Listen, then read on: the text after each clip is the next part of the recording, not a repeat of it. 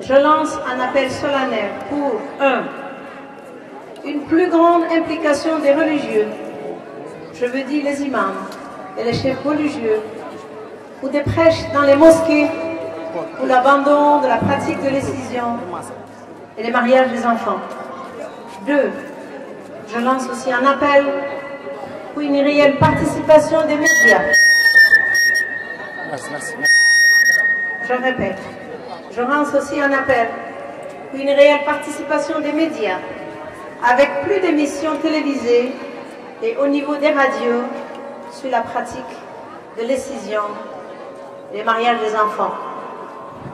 3. Un renforcement du plaidoyer pour l'abandon de l'excision,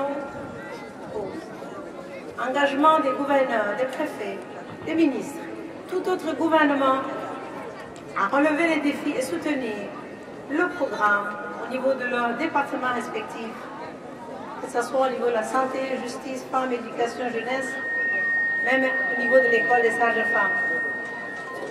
4.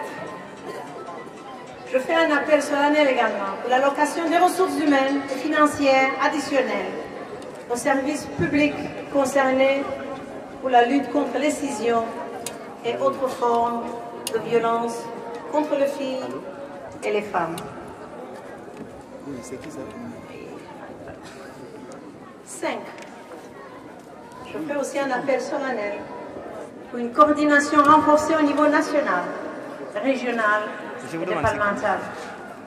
Enfin, un renforcement de la dynamique engagée au niveau de l'Assemblée nationale, notamment les commissions santé et loi et les réseaux de lutte contre les violences faites aux femmes et aux enfants, et le réseau population et développement, pour contribuer à l'abandon de la pratique dans les zones de prévalence suite au renforcement de leurs capacités, comme l'a fait Tostan. Chère population, par cette cérémonie, vous marquez votre engagement solennel à donner à vos filles l'opportunité d'être épargnées de la pratique de l'excision et des mariages d'enfants et de jouir de tout leur potentiel humain.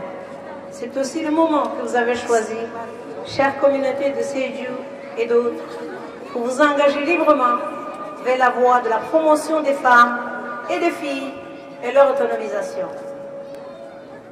UNICEF et UNFPA félicitent Tostan pour avoir très tôt compris le processus de changement social et avoir accompagné les communautés à travers une approche intégrée de développement.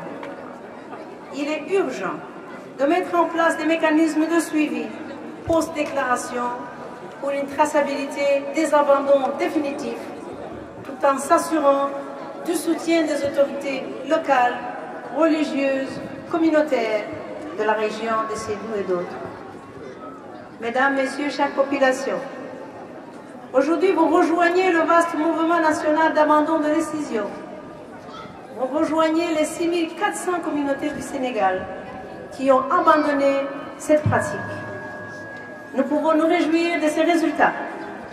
C'est le fruit du partenariat entre le gouvernement du Sénégal, les autorités locales, la société civile, les ONG et l'engagement des communautés, soutenu par Tostan à travers le programme conjoint UNFPA et UNICEF pour l'accélération de l'abandon de l'excision et d'autres partenaires, bien sûr.